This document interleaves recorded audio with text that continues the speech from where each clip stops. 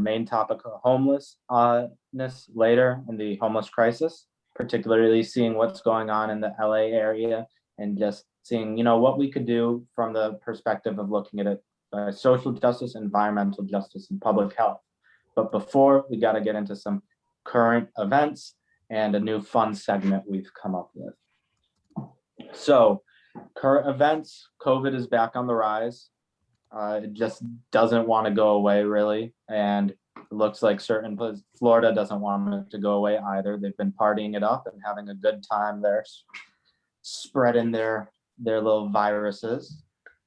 In other news, also coming straight out of Florida, Matt Gaetz in a lot of trouble, U.S. Congressman, over alleged relationship with a minor. He's reached out to the president, it seems, before for a pardon, and has come up with a very convoluted conspiracy against him that alleged is he was being bribed out of or not bribed, he was being fleeced and over $25 million and blackmailed. Now, I don't know why he would admit to being blackmailed, even if he was, because it seems sort of guilty to do that. In other major news, we have the events of the George Floyd case. They're continuing as we speak. It's very emotional for a lot of people, including myself, just to see everything going on. Today, really powerful testimony from the forensics scientists who showed just how he died, how it couldn't have been from the overdose and it was truly due to asphyxiation. There's a lot going on us in the world as usual. We're just going to go over it briefly now. But for our hot topic of the day, as I like to call them, WWWs, wealthy Western whites, who end up traveling to countries like Kenya, Botswana, other African countries to go big game hunting. Now, often I hear the same excuse over and over again. Well, I only killed them because it's good for the environment. It's because we're paying to go hunting and we're animals.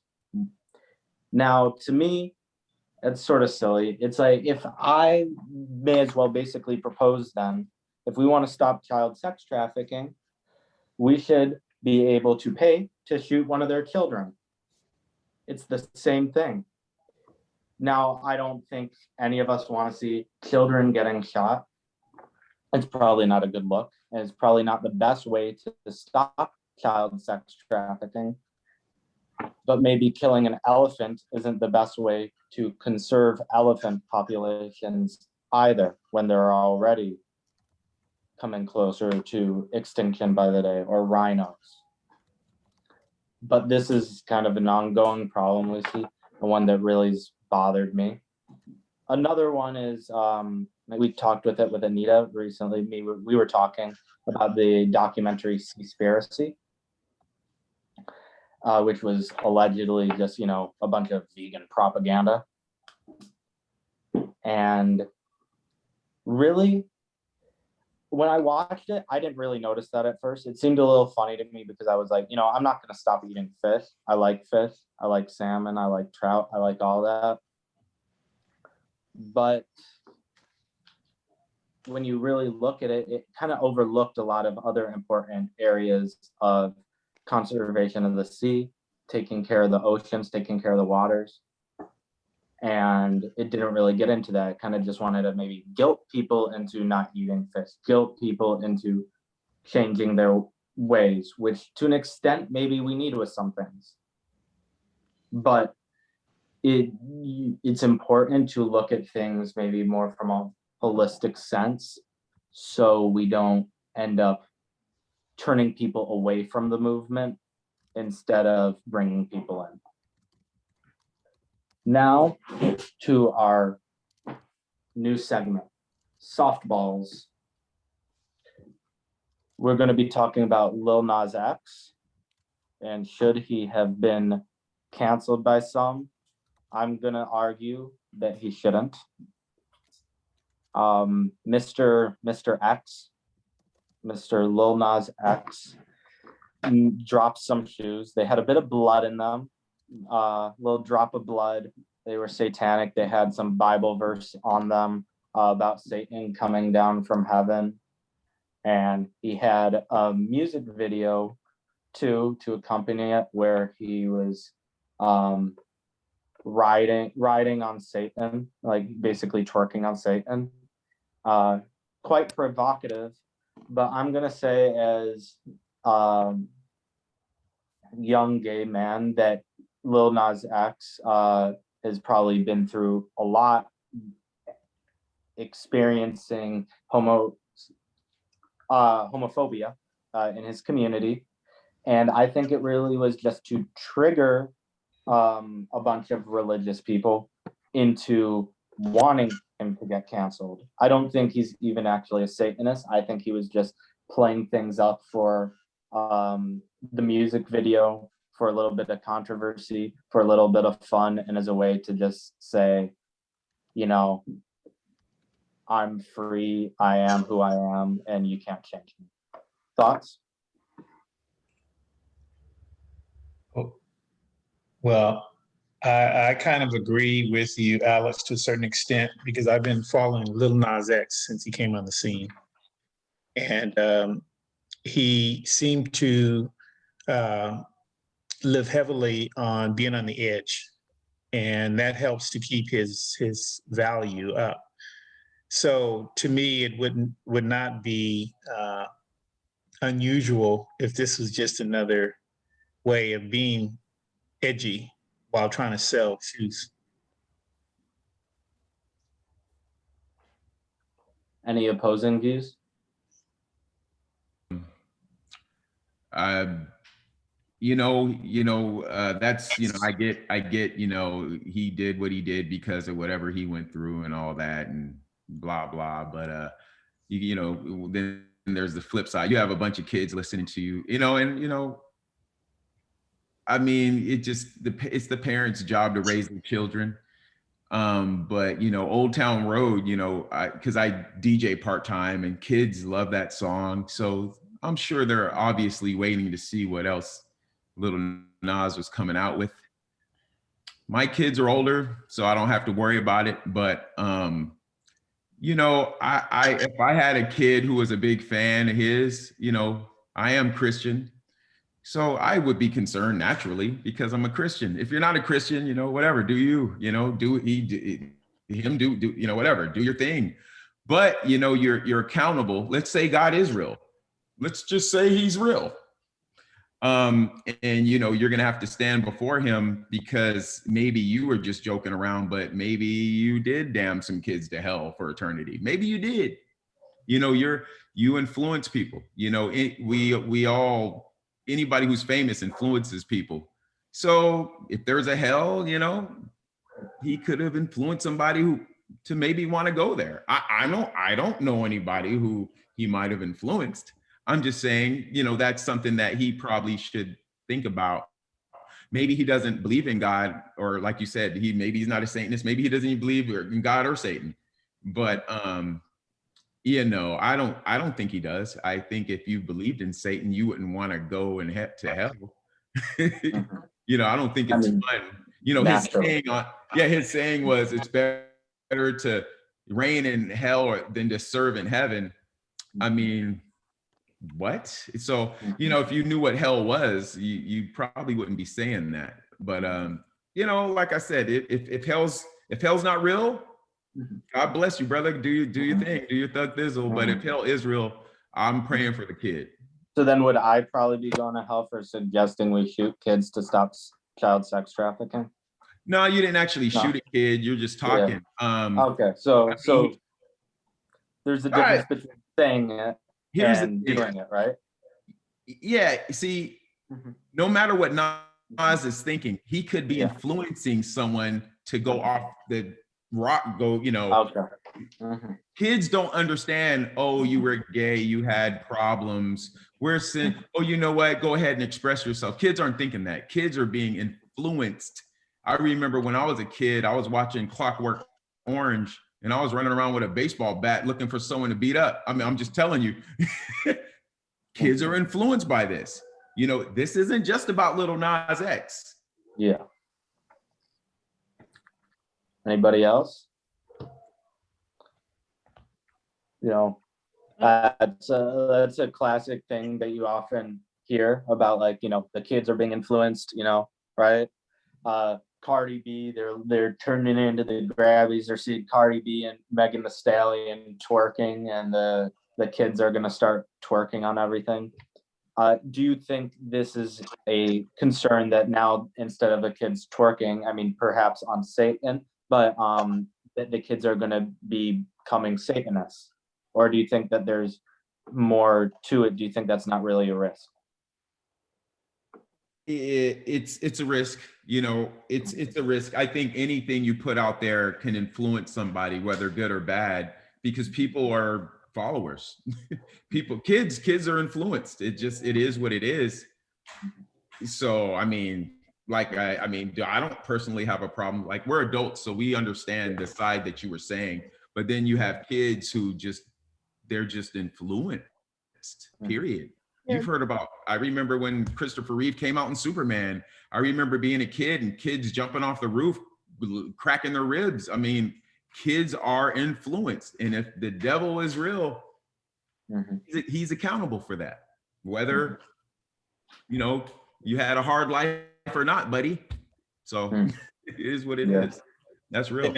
And if I may chime in, Alex, just to share something with you, a lot of what you're raising really is just a normal cycle. If you go back as far as Elvis Presley, when he came on television, they wanted to ban when he came on because he was gyrating his body, and they thought that was extremely offensive for teenagers. Then, of course, in the '60s, you had another segment of folks who didn't like the Beach Boys and some of the rockers that were coming out because they thought that was a little too drastic. Each decade has a challenge with that group of up and coming young people. That's just the trend of American culture. I don't think that anything that we're seeing now, whether it's gyration on stage or anything, is anything any different than back in the '50s with Elvis Presley, because they wanted to ban that. So it just happens in every generation. You know what's crazy, Alan? You're absolutely right. But the thing, you know what's crazy is what he's doing. They won't ban that. It's different than Elvis gyrating. But at the same time, you're right. We're evolving or devolving, right? So we got the photo of the two here, actually. Everybody can see it. Yeah. So here, I mean, would you cop it? Do you like how it looks? The shoe is cool without the Bible quotes. But Alan, you know what's crazy is Eddie Murphy back in the day, he could joke about homosexuals and homosexuals would laugh and no one got offended. But now, you know, like back in the day, they were like, when, you know, between the sheets, they wouldn't say, like, you know, wet, you know, poontang, you know, it wasn't like, they weren't just like in the Little Nas X song, he's like cocaine. Like back in the day, Minnie Riperton was singing Inside My Love. I didn't know what she was talking about. Nowadays, they're just saying it. They're not, I mean, and whatever. But that's why I was saying, even with what Alex just posed with Little Nas X picture, I think that's probably the most powerful image you can put on media. It's showing tennis shoes with a well-recognized artist that has now transferred his wealth. I mean, he started out less than 2 years ago as sleeping on someone's couch to becoming, you know, an instant success with one song, and, you know, getting on commercials and everything else. And now he has a brand of shoes with a image that he just showed. That was the first time I've seen it, Alex. And if I were to see that as a young person, yeah, I would be drawn to it because the shoe looked good and the image looked good. It did not look, satanic or scary or anything like that. It was appealing because of the shoe and also of the artist. Can I just add something else? I think I'm much more concerned about the values that we ended up teaching our kids inadvertently for the last 4 years of Trump. I mean, the things that they learned and they heard that their commander-in-chief was saying and the people who supported him were saying were a lot more alarming to me than I don't even know who this guy is, to be honest, some minor artist saying some stuff. A lot of people have been provocateurs and said a lot of, provocative things in the past. And as long as, I think, if you're worried about your children, getting the wrong idea, whatever is within our value system, you just have to teach your children. But because our culture is, filled with things, to be honest, I'm more concerned about their consumerist or selfish things, teaching the children that, gaining wealth at the expense of your community and your health and your environment, or your ethical values is more valuable. There are a lot of things that you should be alarmed about your children learning, from various sources. So I think as a parent, your job is to teach your kids, what you think is right and what you think is wrong, but it's not our job to censor what's going on. I think there are much more alarming things. Like I said, the things we've learned about white supremacy and some of the values that were on display during the 4 years of Trump were a lot more alarming to me if I was worried about what my kids were soaking up. If I was like a dedicated Christian, I'd probably be much more happier with Lil Nas X humping Satan than humping God or Jesus, though, too. So. Oh no, I definitely agree with that. Yeah. Because that's blasphemy. But yeah. But and like you were saying, Anita, I'm not, like, as a Christian, I'm not offended at all. Like you said, I totally, you're absolutely right, Anita. I feel like, as a parent, if you're teaching your kid, your kid should know the difference. What's good and bad, and things like that spark conversation if you are a Christian. But my only personal problem with, and I get that he, I heard his story, and that he's amazing. It's amazing for him. But at the end of the day, if God is real and heaven and hell is real, all this we're talking about doesn't matter. Being black doesn't matter. Being white doesn't matter. When you die, you're either part of the body of Christ or you're going to hell, and that's eternal. So as a Christian, that would be my only concern, influencing kids possibly to eternal damnation. Yeah, I was watching the show The Good Place, as I've talked about before, and by their logic, we're all kind of damned to hell right now because the world's become too complicated.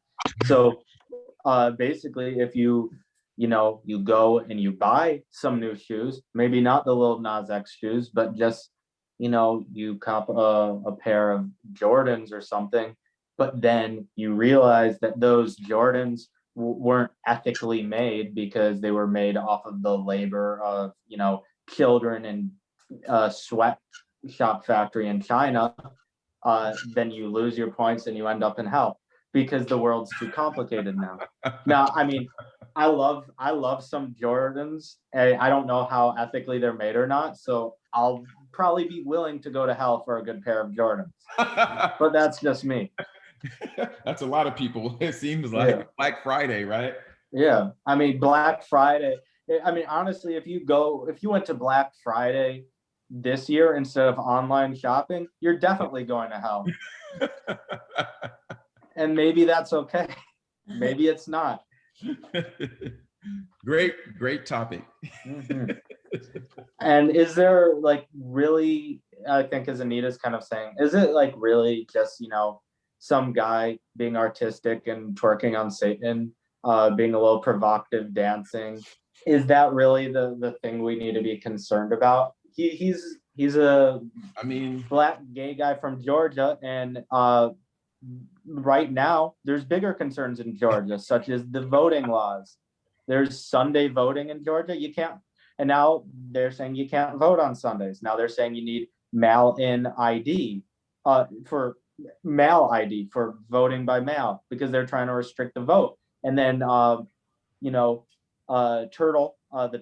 famous turtle, Mitch McConnell, said that the corporations, they should be staying out of politics. The same corporations they've been taking money for decades and being happy when they get in politics and are on their side.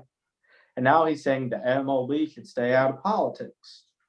Well, the MLB just said, we don't like when you take people's voting rights. And they packed their bags and they moved to Colorado. I'm not saying that that's necessarily the right decision. That's up to the MLB to decide for themselves as a company. And they have every right to do so. And they did it. I agree. Yeah. Yeah. At the end of the day, you have to tend to your own house and let people live. I'm all about freedom of speech.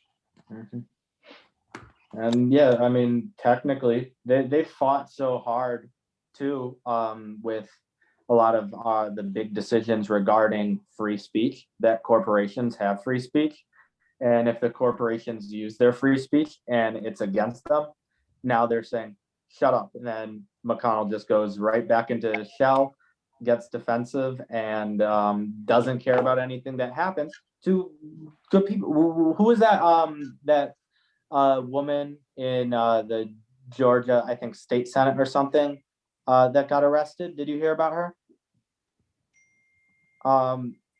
She black woman, I'm blanking on her name, but when Kemp, the governor, was signing the restrictive voting act, she knocked on his door, and now she's facing up to 8 years in prison because they're saying knocking on the door was trespassing. Wow. Park Cannon is. Yes, Park Cannon. Wow. Now, I could probably think of a group of people that actually did trespass a bit more aggressively into a federal building that some of those same people would defend. So, I mean, I don't really necessarily think a woman that works in the building should face 8 years in prison for knocking on a door. It's like the worst consequences for at the worst for a game of ding dong ditch I've ever heard. Wow. That's a mess. But once again, we just go back to Lil Nas X and him taking Satan for a ride instead of a horse, and it's the end of the world. Oh gosh. Maybe, I mean, who knows? It's possible that Old Town Road horse was one of the 4 horses. Lil Nas X is one of the 4 horsemen of the apocalypse. He's bringing in the end times. At the end of the day, this will all pass away. Yeah. Eternal is our souls. I think it also just encourages people, or there's an opportunity to be or encourage critical thinking and see the bigger picture. Like when I see these things, sometimes I'm just like the blatant hypocrisy that we see. So that was just my comment. That's true. And that's the thing. It's like, you can't say this, but you can do this. Like, okay, who's making these rules now? But I think the real issue, Alex and Jennifer, you're probably more in tune with this. If you saw something on television like the Lil Nas X, would that really influence you, or would the influencing factors that that goes into your development come from your environment? Which one would actually have the bigger impact? For me personally, I haven't bought a pair of Nike or brand shoes in a long time. So I think I'm different in that sense, because like Alex mentioned, when I learned about the sweatshops and all the injustices going on in the way clothes are made and everything, I've just tried to not be a mindless consumer. In terms of Lil Nas, I'm not not to say he's not good. I don't know much about that art, but I'm for people making art and making money and playing that game that people like to play. So I would say not for me, but I'm also a little bit older and have more, you know, when you start to earn your money, you start to think about what you want to spend it on. Well, I only bring that question up to you because we work with a lot of youth here in Pasadena, and that's something that we present to them is what is your mindset when it comes to your culture? Okay, is it something that instantly influence you, or is it really the conditions around you? And we use that premise because it really helps to address, especially gang violence. You know, is gang violence, is that part of something you see on TV and you want to be a gangster because you see it on TV, or is it really your environment that conditions that, you know, that mindset, that interaction? And to me, what you brought up tonight, Alex, would be analogous to that same perspective, is that the young people that I know of, they're not influenced by Little Nas X and the shoes he's selling. They realize that he's a businessman, and that's part of what business people do, is how do you maximize the exposure and return on your investment? That's what that's all about. But as far as our young people go, if the majority of our young people have very stable and focused direction and have a good sense of who they are, that comes from their environment being, you know, conducive enough to bring about that kind of characteristic. If they're so caught up in Lil Nas X and those other things, then that also reflects what they're lacking in their environment, in my opinion. No, I agree with you. I think too that when you look at, like you're saying, like you know, with gang violence, I do think that, for example, at least in Chicago, rap music actually does play a role in gang violence. It's used specifically to provoke. So they'll be like, you know, they'll have like, you know, some BDs, Black Disciples, will put out a diss track basically against some gangster disciples, and then they'll start warring with each other, and it will be, you know, Lamron versus 63rd, and then they'll be going at each other, or it will be some like insane vice lords versus some kings. They'll go at each other, and it will be through that rap. Now but that gang structure already existed. The music is kind of more a result of the gang structures than the music makes the gangs, like if anyone's mainly being influenced by that, it's probably, instead of someone from the south or west side of Chicago, it's probably some kid in the suburbs who isn't actually going to go out and start picking up like a gun, actually being like living the life of gangster. They're just going to pretend that they're living the life, dressing like they're living the life, and start appropriating it and talking like they're living the life, but they don't even know what it's about. So like Just music on that can point, definitely influence people. What? Well, I was going to just make a quick comment because you brought up something that's kind of, I would say you should know the historic element of it. And I'll leave this for you, Alex, so you and your generation can appreciate it. Do you know you know who was the first rapper that won a Grammy? Who? His name was Will Smith. And Will Smith never was negative. His rap was positive.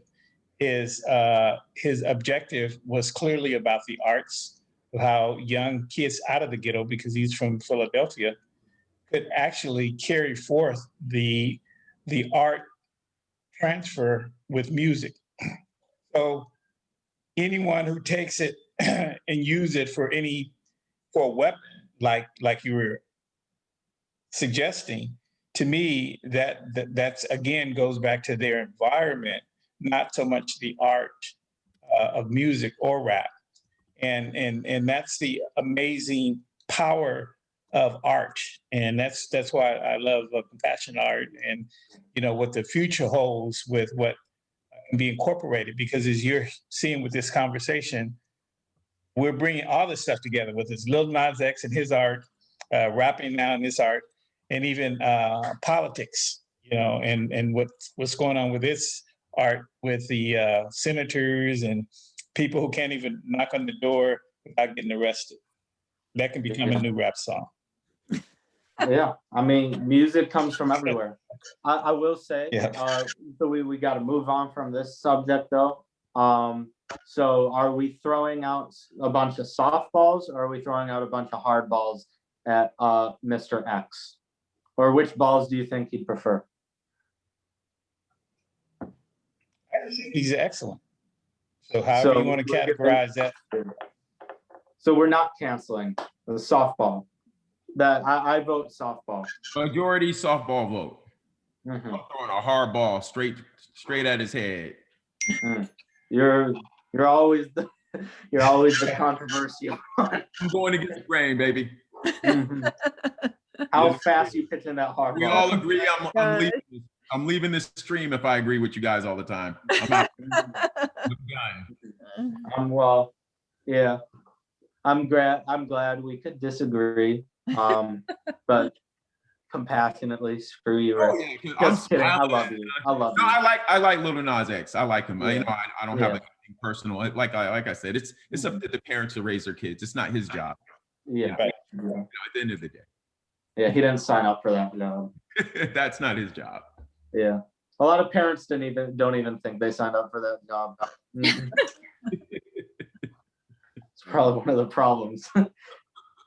So now transferring from Lil Nas X and cancel culture to a more serious, I mean, not that that's not a serious issue, but maybe an issue that could have a little less laughing matters. Homelessness. We've seen like a lot of spikes in homelessness during the course of COVID-19 in major cities, and it's also been a problem for a lot of years.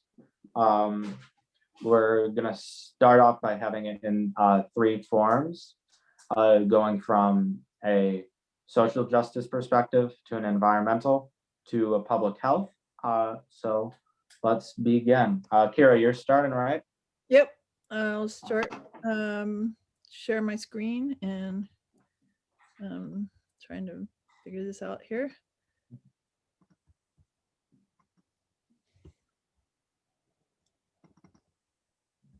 So do y'all see? Yeah. Yes.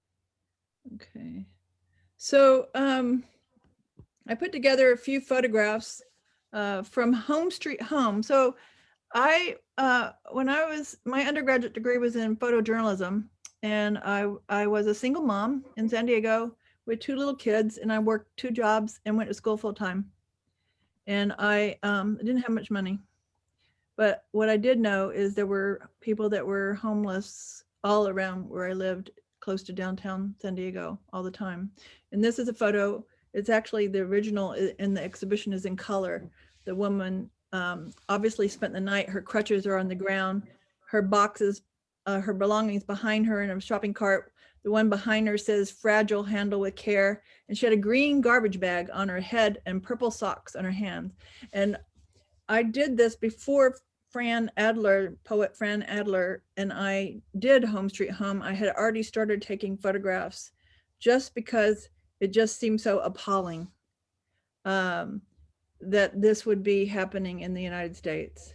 And so Frances Payne Adler, also known as Fran Adler, and I were publishing the school, San Diego State University school magazine together. And we were sitting in a political science class, and the teacher said, and no, Alan is a political science person.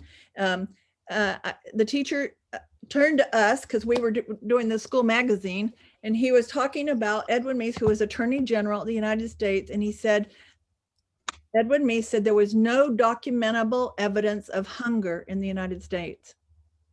And you know how you just feel it in your gut that something isn't true? We knew that. And so Fran started like banging her desk and saying, somebody should do something, somebody should do something. And you know, we're just students. And the teacher turned to us and says, well, why don't you do something? We didn't know what we could do. And I think this is a really important story for youth, for college students, especially. Sophia is our new intern on this program, because you can make a difference. And we didn't know what difference we would make. But what we did know is that we could use our talents to go out and talk to people, to get their stories, to treat people with respect, and find out do research. And what was unusual about what we did was very few artists really do a bunch of research before they start an art project. So we knew that the veterans that were on the street, we knew mentally ill, we knew what the percentages were, we knew families were hiding because the authorities would take their kids away, we knew senior citizens would be thrown out of affordable housing because they were upscaling downtown. So what we found is that when you use the arts, which in this case is poetry and photography, stories, Alan's a storyteller too, stories and film, you have a very strong way of reaching more people, because people are just normally attracted to stories, and people, I think, honestly, I think a lot of people want to care, you know. And so we didn't know what we were gonna do. We just went and talked to people, and I didn't even take my camera out until somebody got to know me. And then we had breakfast with them. We took them to breakfast. Sometimes we were, both of us were pretty poor, but we shared. I remember giving $1 to a guy one time, and he got down on his knees and cried because no one would even talk to him. It wasn't the money, it was the respect. It was being able to talk to somebody. And that's one of the things when students who are photographers talk to me about taking photos of people that are homeless, or as Jennifer says, unhoused. I like that. I think it's really important to treat people with respect and listen to them. And in this case, we actually influenced legislation. So the mayor saw our show. We got a grant, and I printed the photographs, silver gelatin, selenium toned gallery museum quality prints. These are from the book, so you're not seeing those, but it's the exhibition still is in Washington, D.C. at the National Institute for Homeless. And so each one has a story. Because we only have 5 minutes, I'm going to just read a couple of the poems.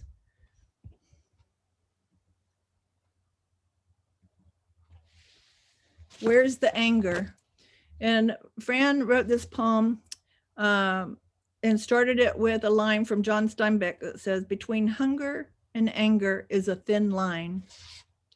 This is not the Depression, yet people wait in line for food, jammed into a walkway outside the church. A sign at the curb says stop. Another says no left turn. A woman sits on a ledge beneath the stained glass window. She takes up little space. Masking tape holds her jeans together. Hunger, she says, has made it difficult to talk. It has hit her in the stomach like a silent fist that shatters to glass. It has cut the height of her body, the boom of the voice she once had. She is slowly being erased. The roll of her blanket, her small sack, a comb, or a mask holding her together. She even welcomes the lice. They make her scratch, bleed, remind her she is still here. So when Fran and I did this exhibition, each piece is like a giant book. The frames are 30 by 40 inches, and the photographs are life size. They're 20 by 24. And the poems were matted in the frame. And the mayor of San Diego initiated a task force because of our work.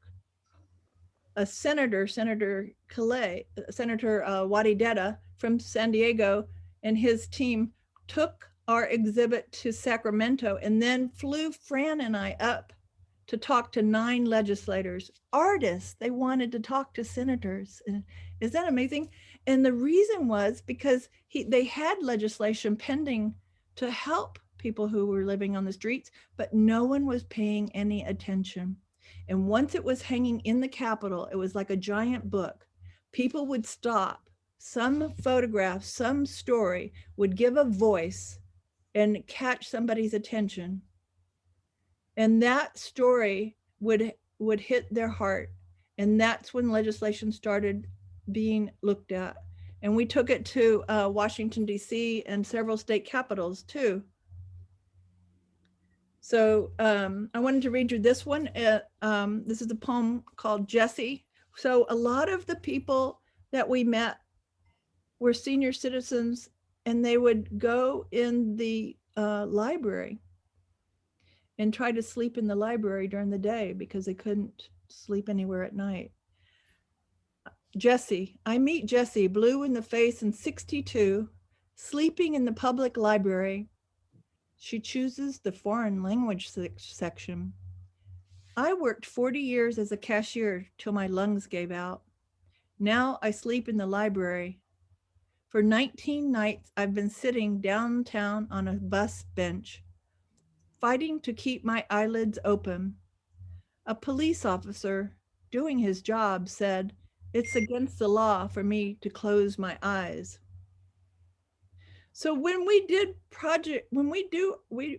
this started us on 20 years of projects to make a difference, affecting legislation and policy, universities, students, and improving healthcare and improving shelter for people. And one of the things that we found was that some people would care, something about a photograph a person would feel for, and that's why compassionate art supports, and that's why Felicia was interested in doing When Black and Brown Go Green, because she felt that art has a way of making a voice for people that aren't getting their voices heard. And so when we went to Washington, D.C., I want to show just a couple more images, because one of the main things that I see people not understanding is that if you combine artists with activists and policymakers and educators, you have an amazing tool. It's a tool that's way underused in this country. Other countries know it very well. In fact, some countries execute their artists because of it. This was when we were in the Senate building in Washington, D.C. And these are some of the supporters: National Mental Health Association, Hands Across America, America Red Cross, the Committee for Food and Shelter, Comic Relief, Whoopi Goldberg and Robin Williams. The Red Cross printed 300 copies of our book and gave it to them. We were behind Senator Kennedy, National Coalition for the Homeless. They have had our exhibit for a long time, United Way. So, you know, and then the Coalition for the Families for the Homeless was interesting because it was a bipartisan. Maybe it's one of the few times that Republicans and Democrats really got together on an issue, but it was almost all women and almost all wives of legislators.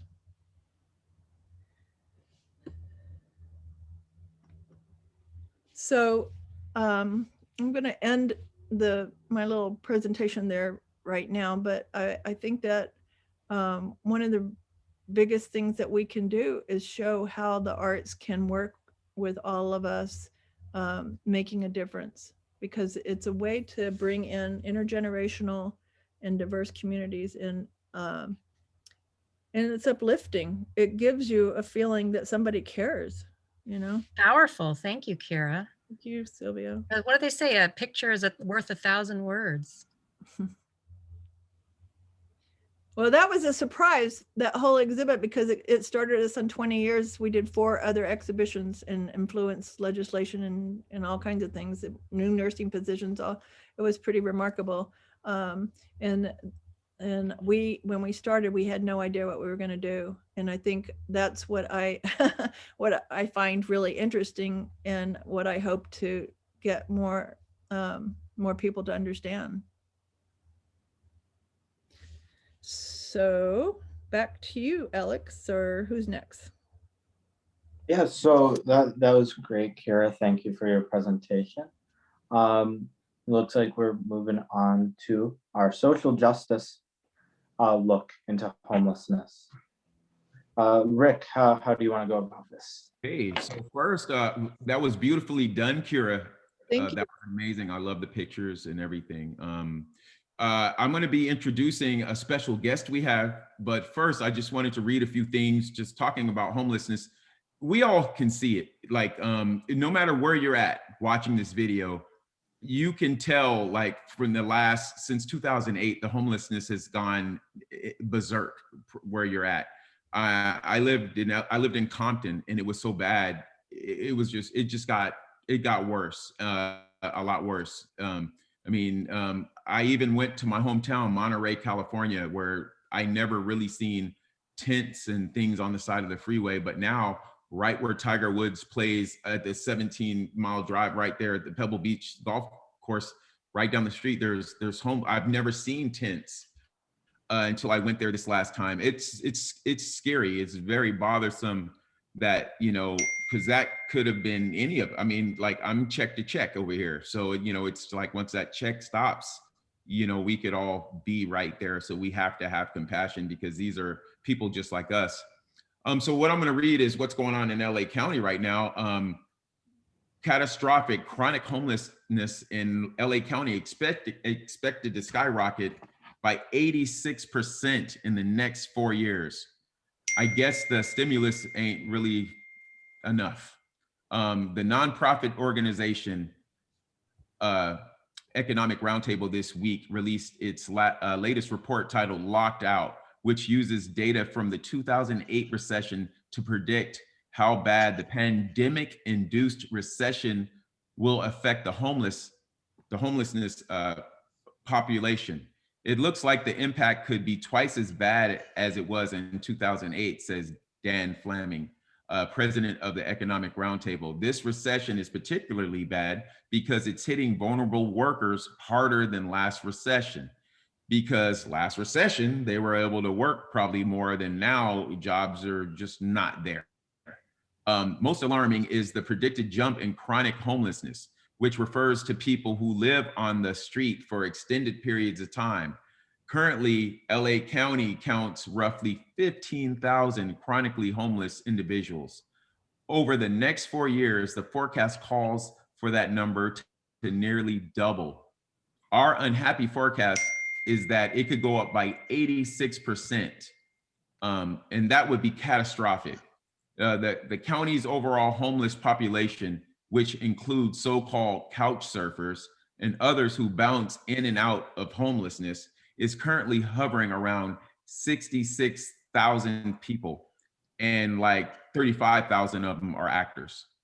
The Economic Roundtable forecast pegs that 89,000 will be homeless by 2023. That's a 36% increase.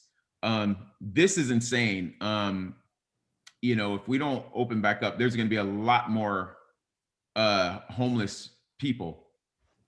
I want to introduce our special guest now, Pasadena City Commissioner Alan Shea. Well, thank you. And I appreciate your intro, especially as it relates to the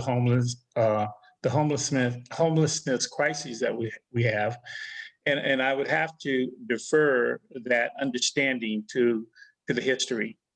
The history of the homelessness, especially here in the LA area, really began in the 80s. And that was a result of, as you mentioned earlier, a shift from the Jimmy Carter administration to the Ronald Reagan. the Jimmy Carter administration had a lot of social programs that help veterans, that also put forth kids through school, colleges, and help mothers with daycare and all of these different programs that actually provided social structure. And when Ronald Reagan got into office and he didn't want to see us go through what he viewed as another recession, which we ultimately had one in 88 that was as bad as the '08. He wanted to balance the budget. As you do not hear the presidents talking about balancing any budgets these days. They're saying how much money we need to put out to keep society spending money and stabilizing. Well, that's part of the social structure. So what happened in the 80s was that as a result of the erosion of all of the social programs that were there to stabilize people, and that actually came from Roosevelt administration, because he didn't want to see people go through the Great Depression again. So we lasted for about 40 years where we really didn't see homelessness and the big influx until after the Ronald Reagan. And the Ronald Reagan period has gone from the 1980s all the way into the present, even more so because our economic challenges become more difficult. And if anyone has followed the last 3 recessions we've had, including the most recent one with this COVID, you can see how dramatic it is and the impact. And until we as humans, irrespective of our races and religious beliefs and social identities, until we really get back to fundamental basics of humans and serving them, it's only going to get worse. And I think if nothing else, this COVID challenge that we experienced in 2020 really raised our awareness that we must implement something that is going to transfer to good use in the next 10 or 15 years. Otherwise, as you said, Rick, we're going to be in major trouble. So I say all of that to say there are a lot of projects out there. In fact, look, the County of Los Angeles allocated over $300 million for the homeless. And the homelessness has not seen any of that money as of yet. And this is probably about 3 years ago. The state of California has about $800 million for the homelessness. Right. And we're not seeing anything really come of what's going on with all of this money that's been allocated. And for those of you who are into how our government works, the government works in a manner in which if funds have been designated and identified, it must be spent. And if it's not spent, our governance find ways to appropriate it for other usage. I say all of this to raise awareness that we as a people, if we can bring a proposal into play to say this is what we want to do, we start with a very effective small model. For example, if everyone on this panel tonight said we want to see a change in 12 months, and that change will advance the homelessness, and the way we're going to advance it is we're going to build a housing development, guess what will happen? It'll happen.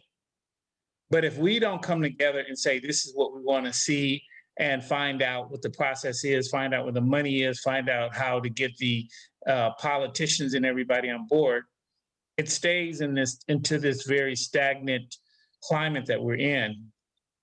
And that's why the homelessness problem exists the way it does.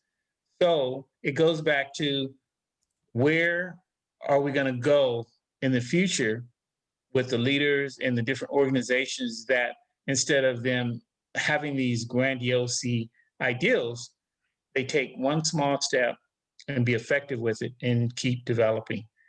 That's what I would say is going to be the biggest turnaround for the homelessness, because otherwise it's too outrageous right now. And Kara, I want to touch upon something you mentioned. Coming from San Diego, And I don't know if anybody lives off of near Orange County, near Anaheim Stadium, but I used to go to Chapman College or Chapman University. And along that 5 and 210, I mean the 5 and the 2 freeway and all those connecting freeways right there by Anaheim, it used to be so beautiful that it was amazing that all of this beauty lied right there with these freeways. But within the last 15 years, I could not believe all the tent housing that went up along that freeway that blew me away. And I say this to you because I was on my way to San Diego for the first time, Kara. And when I got there to see the homelessness, I was literally shocked. Yeah. Because I could not believe that as beautiful as we perceive San Diego is as a city from, here in LA County, if you were to go down there and just drive around, especially the downtown area and things like that, it's as bad as our homeless area here in LA. So I say that until we as people take action, we're going to continue to see this. It's just not gonna heal itself. It's going to take great Let's say compassionate action, right? Because the police, one of the actions they take is just to move people out, right? Correct. But I wanted to say that, did you see the marvelous solution that they did in Oakland? The artists got together with the community and they made these small, what they call the tiny houses. Right. And they're beautiful. One of the things that I taught at the university in Columbus, Georgia, where I grew up years ago, and for a summer, and I was really aware of the poverty areas being drab, no plants on the porch, no color, no beauty, just these ugly, drab brick, horrible. I mean, compared to the rest of the neighborhood, it's like, if we could think of lifting the spirits as well as providing a home, I think you would have more people that are living on the streets want to be, want to have a place that's beautiful. I mean, Heavenly just joined us, and she had this great stories because she goes out. Heavenly, do you want to speak?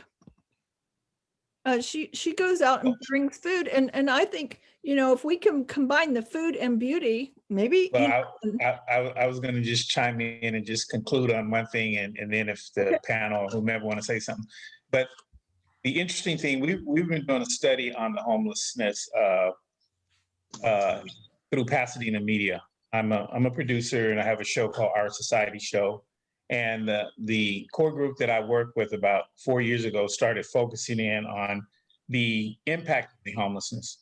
Not only do you have the economic challenges, not only do you have the affordability, because even when there's housing out there, the issue comes down, how are they going to afford to get into it? They have to be on a Section 8, which is a waiting list of 3 to 5 years. Then all these other programs. So you have an issue there. And then the last third issue, which is probably one of the biggest issues, is those that have mental crises and mental issues that you have to address. So when you got these 3 real major issues on a major crisis of the homelessness, it's really imperative that you develop a real model for that.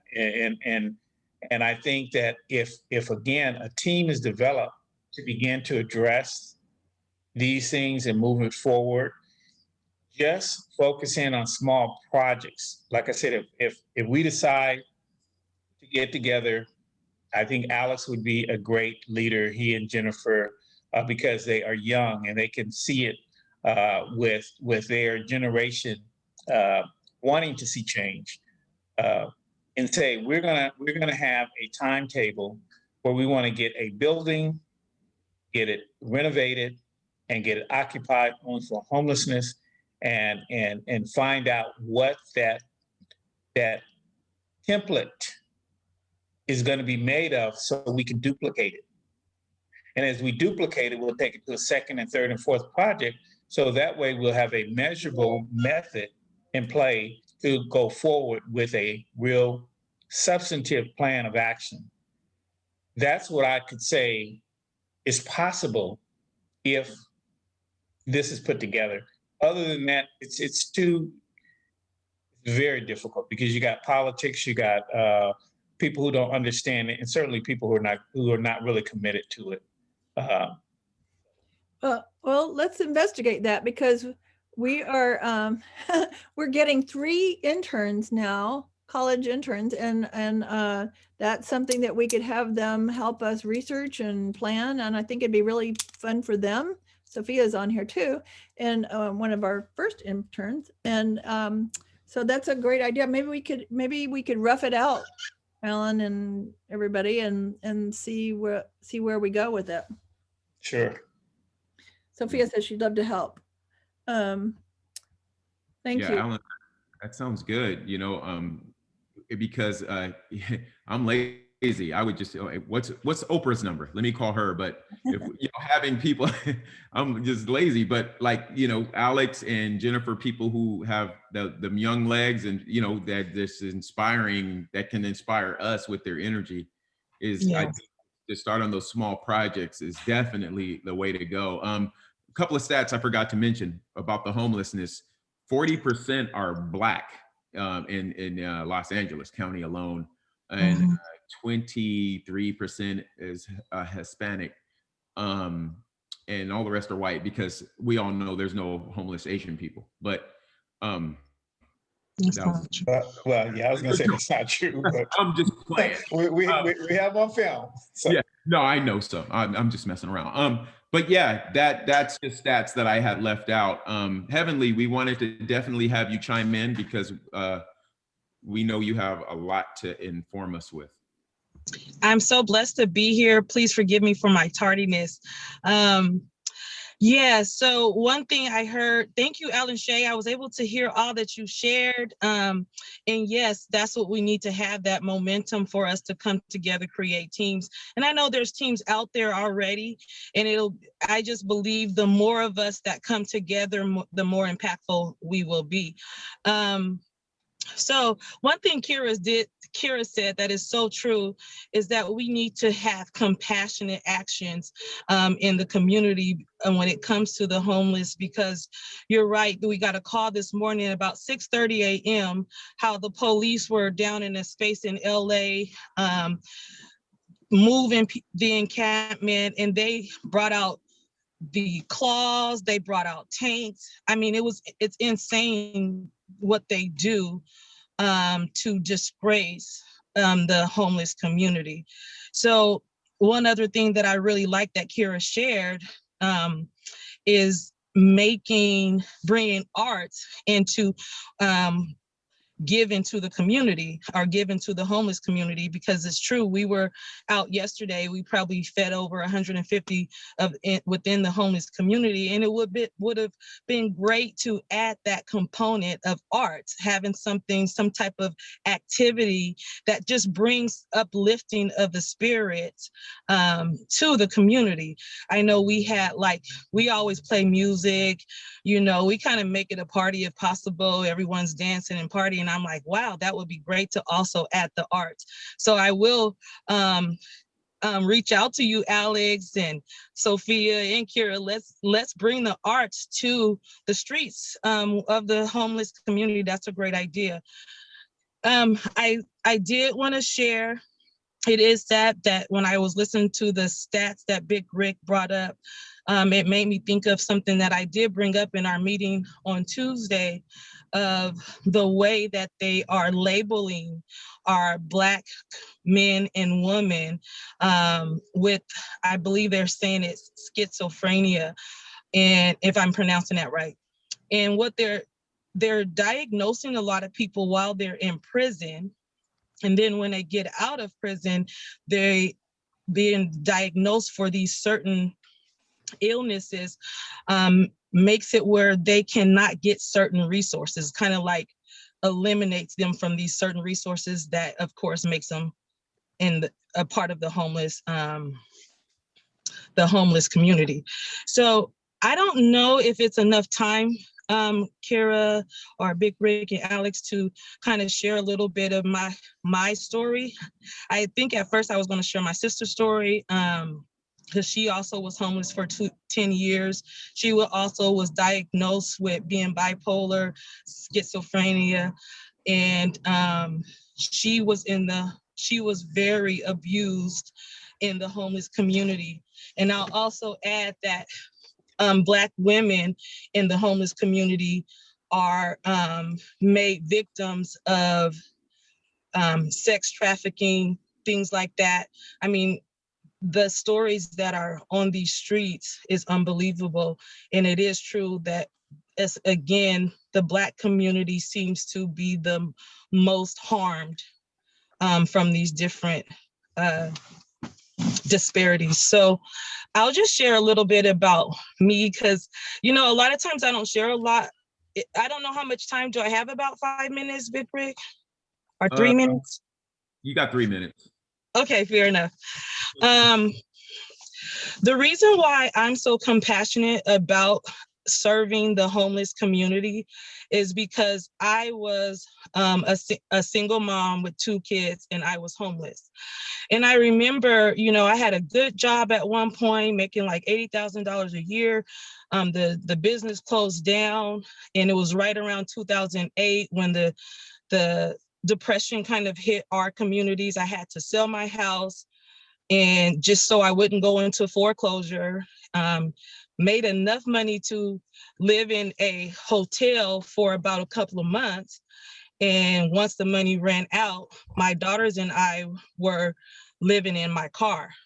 And I happened to have a nice car, but we were living in my car. And a lot of times when you're in that position, you are embarrassed. You don't even want to tell your family what you're going through, even though they can tell something is happening.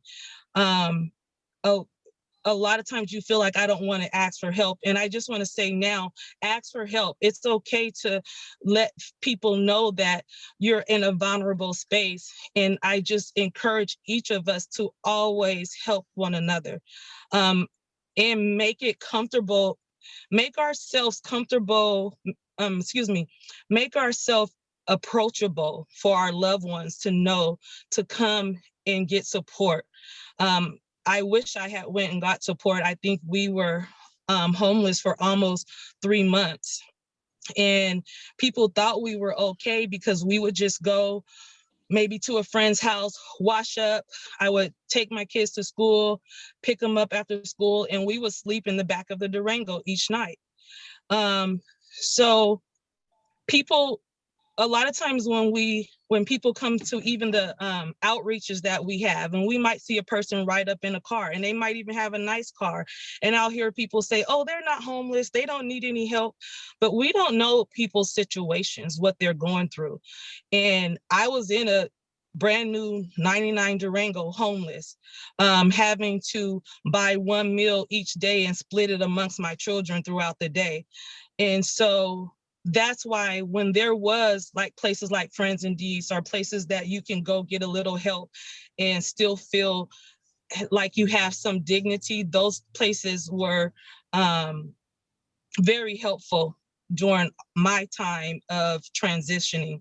So I just wanted to, the reason I decided I wanted to share that, because I wanted to share why I feel, as Kira said, having compassion, giving a compassionate support to the homeless, taking actions of compassion, because we never know what a person is going through. And so I just wanted to share briefly why I'm thankful for organizations and people who, like you all, who care, who have compassion, and helped me when I was going through. I ended up having to actually go to a shelter after those 3 months because I no longer wanted my kids sleeping in a car. So all these resources that are available, and I'll say back then, I believe it was more resources available. Sometimes it seems like now is not as much that's coming straight to, as I say, where the people are, bringing the resources to the people. Because sometimes it's hard to get to maybe Union Station or wherever the location is where they're giving out food. So it is always a blessing. And I'm saying that to us all for us to come to where the people are, come to where they're at and give them support. So I think that's all I really wanted to share was Can you also share that you're now helping people? I mean, you've turned it around, right? It's such a blessing. And so that's why I have a really good feeling of joy when I'm able to do what we're doing now. We probably go out at least twice a week and feed the homeless. And for me, I don't judge. I don't, whatever class, creed, religion, whether you drive up in a Mercedes or not. If you say you need support or you need some help, I believe we should help. And so, yeah, so that's where I'm at now. I'm so thankful. Thanks for mentioning that, Kira. I am thankful that I have the opportunity to give back to the community, to give back to those who that are maybe experiencing what I experienced in my life. And maybe next time, we said we probably might have another meeting on homelessness. And maybe next time I'll share my sister's story, because she has a very intense story, and it deals with the prisons, it deals with these diagnoses, it deals with family detaching because you're going through something. So maybe next time we can share about those. But thank you so much for having me. You're a blessing. Your name is so perfect. Thank you. Thank you. Thank you for and thank you for having me here. So Jennifer, I'm really interested to hear your environmental side. Yeah, thank you for sharing, Heavenly. I know, yeah, that's hard to be vulnerable like that. So thank you. Appreciate Thank it. you. Yeah, Thank you. Yeah, so my little tidbit of environmental justice as it relates to people experiencing homelessness is when I have experience also doing outreach most recently with an organization called SELA. And I've noticed that a lot of times we provide resources in like single-use plastic or disposable items because that is what's easy and available and perceived as safer. And so I just wanted to bring that up for people to think about that. I'm going to try to bring this up with the organization that I just started volunteering with to see if we can find some way to refill those hand sanitizers, to provide other types of services. For example, when we do provide food in disposable packaging, people experiencing homelessness aren't always receiving like waste collection services. So waste will accumulate, and sometimes people will also know where people are maybe living in their cars or in tents, and will intentionally drop off like bulky items like mattresses and sofas and just random trash. And people think that it is the people experiencing homelessness that are doing that. And that is not the case. It's just like people are taking advantage of the situation. And then people who aren't aware of what's going on will then blame it on people experiencing homelessness and say, like, look at how dirty this place is, look at all the waste, look at all the trash, like it's unattractive, but it's not their fault. It's our fault for providing resources or not providing resources that are needed. So that was my little environmental tidbit. Any questions, or should we move? I know we wanted to go back to Alan Shea and ask some questions, but I'll leave it at that for now. Jennifer, that's so awesome that you brought that up, because that is so true. People go and dump trash around the homeless encampments. And of course, the homeless people get blamed for all this trash building up. And since you, and you all are really teaching me something too, because I think you mentioned it, Jennifer, before, about giving food, giving items to people, to the homeless community in plastic. So that is something we are truly working on, because most times when we are even donated like items, they're all in plastic bags. So now we're a part of When Black and Brown Go Green, we are asking that people start giving us the items in reusable bags. So I'm so glad you all shared that the other night, because now we're really on that. Yay, yeah, and it's something that people don't really, it's, it's no one's fault. It's all part of the system that we are made. Like, you go to a grocery store, everything is packaged in plastic, and it's just unnecessary. And so it just takes a little bit of critical thinking and just seeing different option solutions. So I'm so happy to hear that, Heavenly. That's great. Me too. I really appreciate the thinking about that. And there's also paper and cardboard and wood options, and it doesn't have to be. Yeah, and a lot of people have their whole situation rigged up where you can cook and like have water running. So there's ways that we can be providing better resources. Mhm. And it also seems like, we have so much housing too that goes unused, and it's just kind of laying there at waste. And, still a lot of that is in buildings where they're still consuming, using a lot of energy. And you can't even have any homeless people there because, they can't afford the rents. Even empty parking lots, there's so much space that we could be taking advantage of. Yeah, I know a church that allows homeless to park at night and sleep in their parking lot. So that's why I was sharing with everyone, all of these great suggestions need to be put into a plan of action and move forward.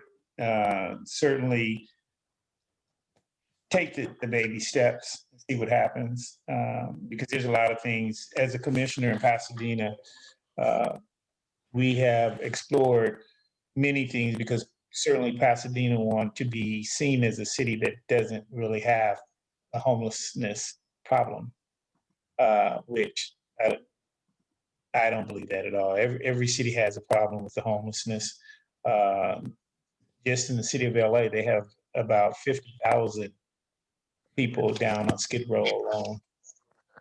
So that just shows you, or within the county of LA, and I think it was 30, but with the county it's 50. That just shows you, just in that little area, how big of a problem it is. But no one has really set out a strategic plan to move a model forward. And with all the discussion that we've heard tonight, it certainly sounds like there should be something that can be put into play to make something happen, and just give it a time frame. And we could start in one area, we could start with one project. There's a lot of, a major problem that's going on with Pasadena is our public schools are being reduced. With the private schools increase that has taken place since 1964, and that was after the Busing Act and the Civil Rights Bill was enacted. We've seen a tremendous decline with public school systems here, and a lot of those schools have been turned over to charter schools or other usage. So it would be an ideal time to look at they're empty, Alan. access. Right, but that's what I'm saying. They're either empty or they're being turned over and used for other usage. But again, this would be a time to look into a lot of those different options, as long as we're organized and we have a good young sense, and that's why I think Jennifer and Alex would be a good leaders to be the front motivators, along with all of the wiser folks in the back, making sure it happens. So it's there if that's what you want to see happen. And then that will also get back to our climate, because if you look at what it's doing to the homelessness, without them having cleanliness, eating good food, all this, that's just adding to our plight that we have in our society as a whole, whether you want to call it an economic or social or ecology from our ecosystem, it's impacting. I'll just add to what Alan is saying when it comes to these empty buildings.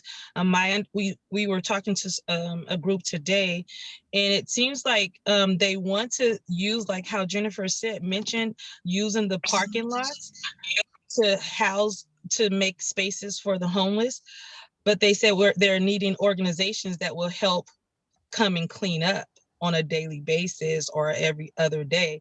So that's a conversation that was happening, is like, how can we get a team? Like, if we provide this parking lot, and there's probably other lots that are in Altadena, Pasadena, probably even San Diego, that people may be open to, but people don't want to do the part of cleaning and kind of maintenance of these areas. So maybe that's something we can also put on the table, is see how we can create groups that can go out and help do some of the cleaning in these areas.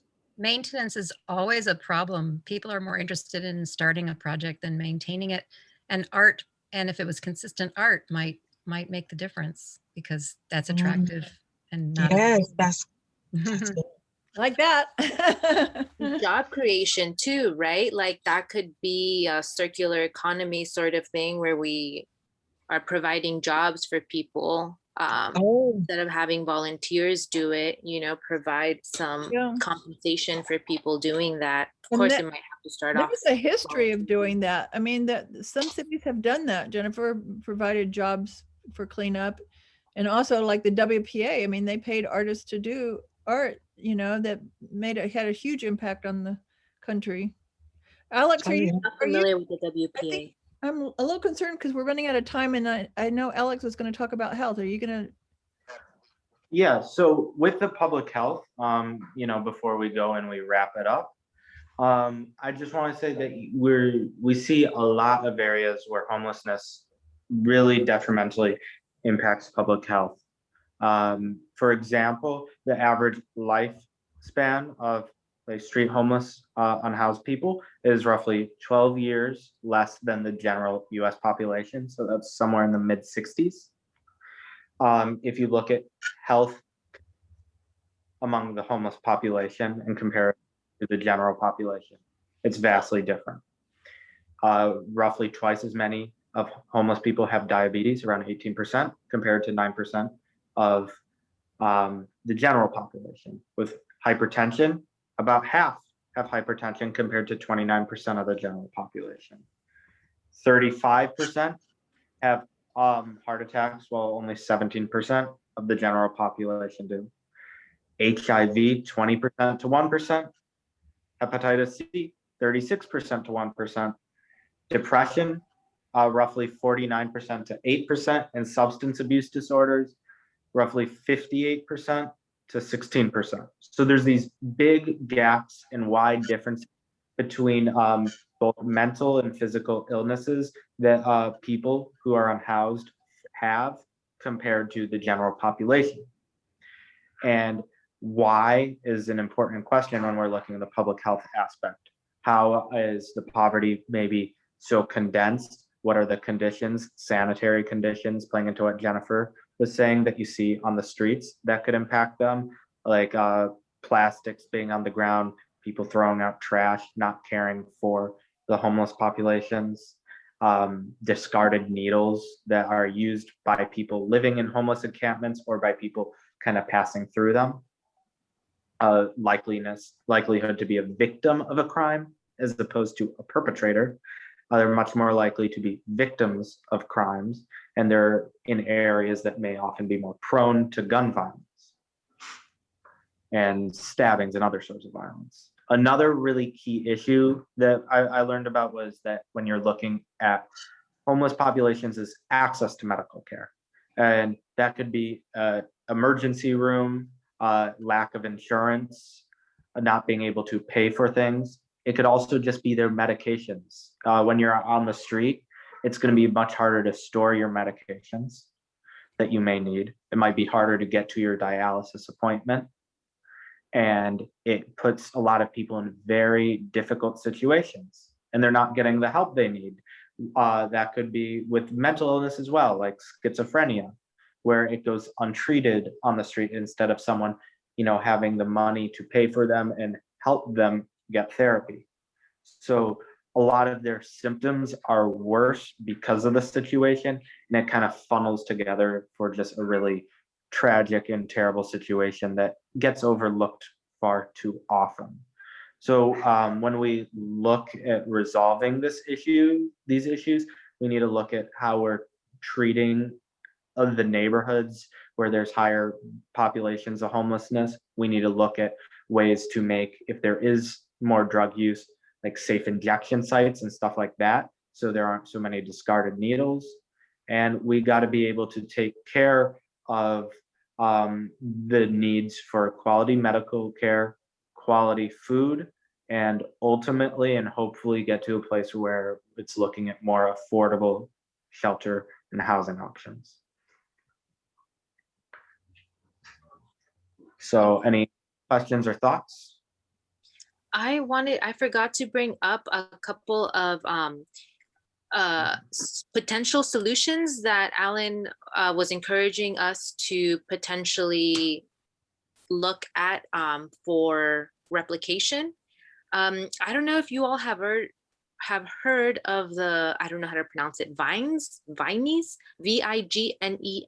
project that I shared a link in the chat, and hopefully we can share it with other people later. But it's like a repurposed shipment containers that were made into homes in a community, and I believe it's in the 1st district of county, of Valley County. So that might be something that we can look into or try to encourage more of. And I believe that they have like holistic approaches to everything, like healthcare, education, job placement and training, or at least that's the intention. I'm not sure if it's fully up and running. And that's a good point, Jennifer, because their model is really just a test model to see how well it's going to sustain. So that's a perfect example. And they actually utilized that because they were having a surplus of those storages. That's where they converted it from, because they had a surplus.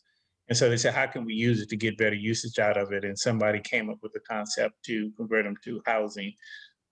So that's interesting. But again, that takes on a whole nother dynamic logistically, because you got to know how well they're going to hold up and things like that. That's why you haven't seen them with a significant growth, considering that they have a surplus.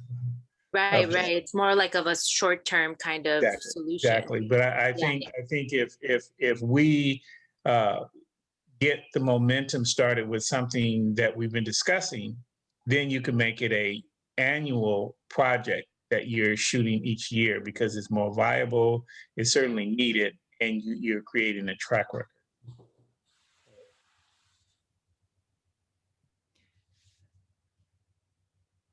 Okay, Alex, you can close it out. All right. Okay. Did you say Alex or Alan? Oh, Alex, I'm sorry, Alan. Okay. I got this. It's Alex.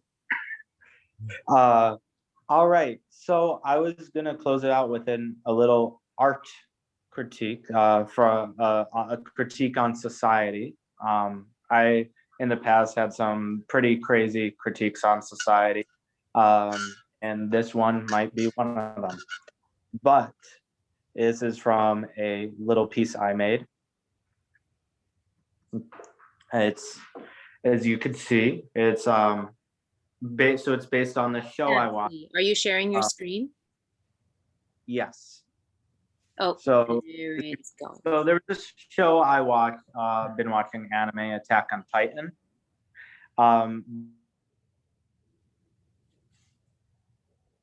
Uh-oh. We lost Alex. Mm-hmm. We lost your audio, Alex. Repeat. So this one is called Attack on Conservative. Now, look, there are many monsters in our world. Climate change, COVID, serial killers, Vladimir Putin, ethnic cleansing, libertarian deregulation pipe dreams, Matt Gaetz, Kids Bop commercials, and Nickelback, of course. But perhaps there's a greater threat, no more terrifying monster than AOC, Alexandria Ocasio-Cortez, at least in right. The New York bred semi-socialist former bartender in Boston U grad. Now, rumor has it when Lil Nas X twerked on Satan, he wasn't really twerking on Satan himself. He was bumping and grinding to a woman that made R. Kelly and Jeffrey Epstein look like child's play. It was actually a she. Satan was a she, using her dreaded she, her, and her pronouns, arguing for universal health care and gun control. Alexandria Ocasio-Cortez, AOC, attack on conservatives. See, the real attack on conservatives, according to right-wing media, it isn't the Proud Boys. They like them almost as much as Matt Gaetz likes 17-year-old girls. Their real fear is a bunch of young people of color with new ideas. Now, to my conservative friends, don't worry, I'm partially joking. And I'll roast liberals next time. I got plenty to say about the attack on liberals, AOL.com, and their fear of 10-year-old tweets and Caitlyn Jenner jokes. But I'll get into how Ben Shapiro and Jordan Peterson are literally Hitler, and accidentally misgendering someone is the biggest sin since the invention of stabbing next time. Love you all, and just take it easy. Great job, Alex. Stirring up the pot, Alex. we like our pot stirred around here, you guys. Start again. And Sylvia's going to play a little bit of music from Felicia Faye Love Lene's memorial with her dad, right? Well,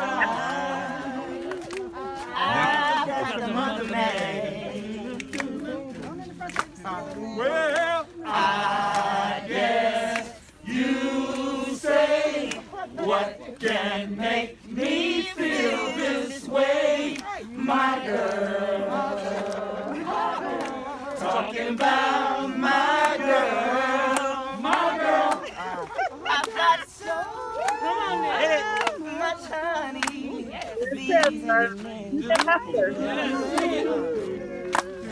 I've got the sweetest song, oh, in the birds, in the trees.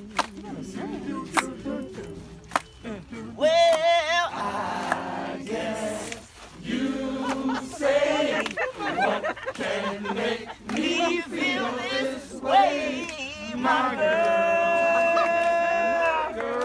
Talking about my girl, my girl.